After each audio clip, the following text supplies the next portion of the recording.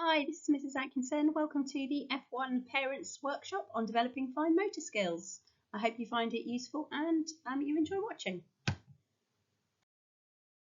Hi, so there are three main aims for this presentation. The first one is to understand what fine motor skills are and where they fit in with your child's development. The second one is to understand the expected level of development for the end of Foundation Stage 1, that's the end of nursery. And the third one is to understand how you can help your child at home in order to achieve this level. So where do fine motor skills fit in the curriculum? Well, they come under physical development, which we talked about in the previous presentation. And there's two aspects of physical development. One of them is the gross motor skills. That's all your really big actions. And then there's the fine motor skills, and that's what this presentation is about. But they are completely linked. You can't have good fine motor skills without having good gross motor skills. So it's really, really important. Gross motor skills, those big movements, anything to do with running, jumping, climbing, all those big movements form the foundation of having really good fine motor skills. So it's definitely not a case of keeping them inside and getting them doing lots of colouring if they aren't going outside and getting lots of that, all those big actions. And that's something that we do a lot of in school.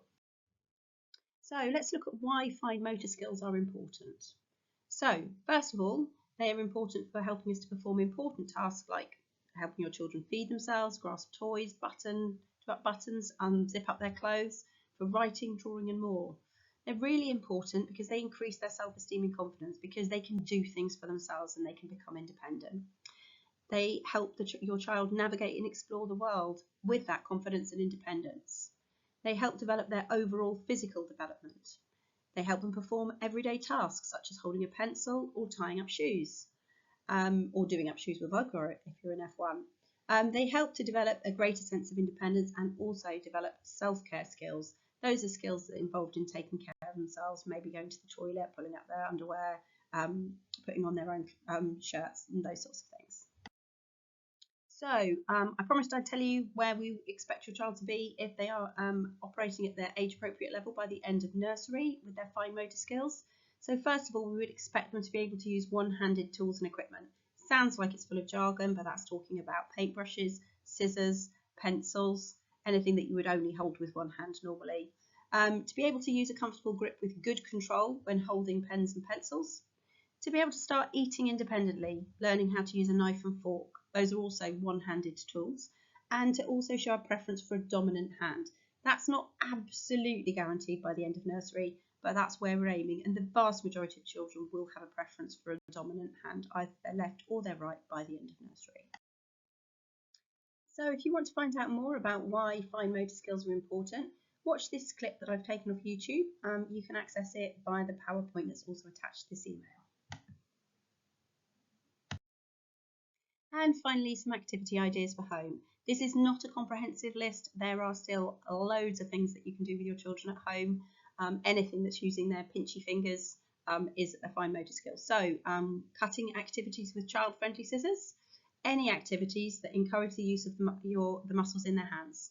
So for example, playing with Play-Doh, using tweezers, picking up small objects, joining small objects, threading. Colouring, painting and sticking craft activities all count as fine motor skills. Construction, so using Lego, connectors, train tracks, any kind of construction that you've got at home, anything that you use to build with. Water play with tipping and pouring objects such as jugs and cups, because that helps develop stability in their hands and it aids their concentration. Putting on their own clothes, socks, shoes, buttons, zips, or even dressing up their teddy or dolly. Cooking, helping you bake or prepare food in the kitchen. That's also handy. Doing jigsaw puzzles and finger rhymes such as Round and Round the Garden or Tommy Thumb, and blowing or popping bubbles. But as I say, that is not a comprehensive list. I'm sure you have loads more ideas of great ways to help build your child's fine motor skills. Tommy Thumb is up. And if you're interested in doing some finger rhymes with your children, here are some links to some YouTube clips and also some of the children in our class doing Tommy Thumb is up. The YouTube clips can be accessed via the PowerPoint that's attached to the email. All around the town. He's dancing on my shoulders, he's dancing on my head, he's dancing on my knees, now pop him into bed. Good night, Peter Pointer.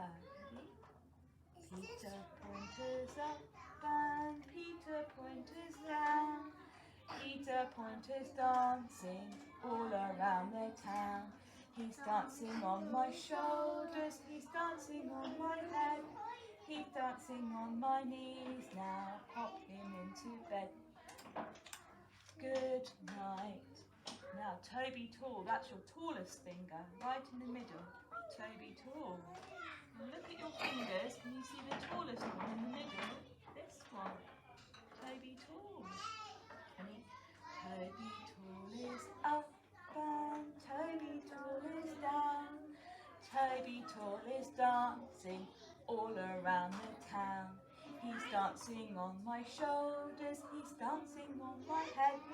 He's dancing on my knees, now pop him into bed. Good night. Now Ruby Ring, it's the one where you have a ring on your finger. So some adults have rings which go on their Ruby Ring finger. That's right, so it's next to your baby finger. So the one right next to your little finger, just there. This is a tricky one. It is. Ruby Ring is up and Ruby Ring is down. Ruby Ring is dancing all around the town. She's dancing on my shoulders, she's dancing on my head. She's dancing on my knees, now pop her into bed. Good night.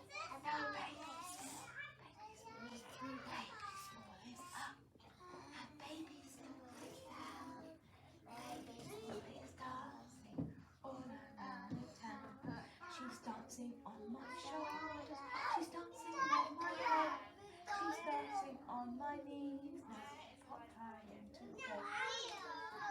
Good night. Now fingers all ready, fingers all are up and fingers all are down. Fingers all are dancing all around the town. They're dancing on my shoulders, they're dancing on my head. They're dancing on my knees, now pop them into bed. And for those of you who want to know the next step beyond nursery, at the end of F2, that's the end of reception, their children will be expected to achieve the early learning goal for fine motor skills. And that means they can hold a pencil effectively, using a tripod grip in almost all cases. That's the 3 fingers that we would normally use, correct pen grip, so that they're prepared for writing fluently as they go up to school. They should be able to use a range of small tools, including scissors, paintbrushes and cutlery, and begin to show accuracy and care when drawing. So if you look at the pictures at the side, you can see you've not got to be a great artist, but your child has got to be able to create something which is what they intended to create, because they've got the control of the pencil and the tools that they're using. Just a little reminder for people who have been checking out our Twitter account, it's changed to X now. So just keep yourself up to date with anything that we're doing in F1. Thanks very much for watching. If you've got any questions, send an email to the F1 email address at the bottom or speak to someone on the team. Let's not be strangers. Take care now. Bye.